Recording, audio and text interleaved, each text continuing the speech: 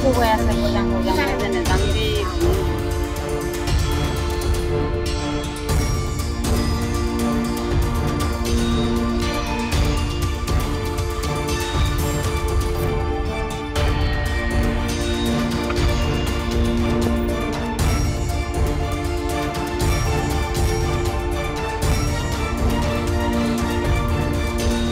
মানে যেতিয়া ঘটনাটো ঘটিছিলে ইয়াত 1:40 পৰা ছোৱালীজনী ঘৰৰ পৰা ওলাই আহিছে বুলি কৈছিলে মাকে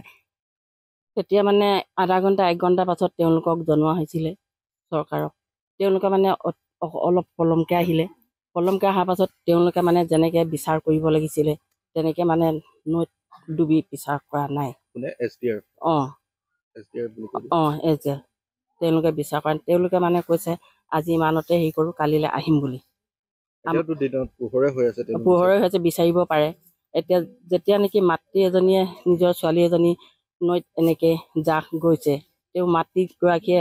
আজি আত্মাইখনে কিমান কান্দিছে তেওঁহে জানে আমাৰ আগতেও এনেকুৱা সমস্যা হৈছে তেনেকৈ হৈছে মানে আহি তেওঁলোকে বিচাৰ কৰিছিলে তেনেকৈ পালে বাৰু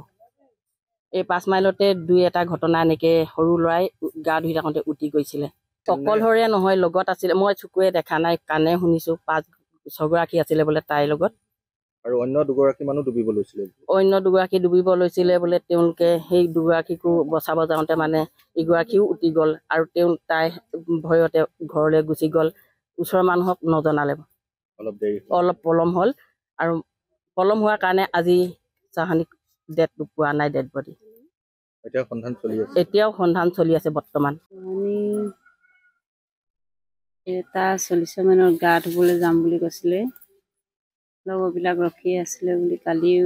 এনেকৈ মাজে মাজে আহি থাকে কেতিয়াবা আজি আকৌ আহিছিলে কালিকে নেপাং গা ধুবৰ কাৰণে আৰু মমাইকৰ ঘৰতে যাম গৰম বন্ধ ছুটি একেবাৰে শেষ নোহোৱালৈকে তাতে থাকিম আজিয়ে যাওঁ কৈ কিনে আহিছোঁ এতিয়াহে গম পাইছোঁ লগৰখিনি কোৱাৰ পৰা মানে সাঁতুৰিব আহোঁতে তাই এতিয়া উটি গ'ল বুলি গম পাইছে কিমান মান বয়স হ'ব তাইৰ 11 বছৰ 3 মাহ হৈছে কোন ক্লাছ পঢ়ি আছিলে ক্লাছ 6ত আৰু এখন কোনখন নৈত সাঁতুৰিবলৈ আহিছিলে সিহঁতে কুন্দিল নদী এতিয়া আপোনালোকে বিচৰা ধৰণেৰে SDRF ইয়াত উদ্ধাৰ অভিযান চলাইছেনে অহাটো অলপমান দেৰি হৈছে পোৱাহিটো তেওঁলোকে যিমান টাইমত ফোন মাৰিছিলে সিমান টাইমত পোৱাহি নাই আধা ঘণ্টা 1 ঘণ্টা লেট কৰি কেনে আহিছে এতিয়া বিচাৰি আছে এতিয়া বিচাৰি থকা হৈছে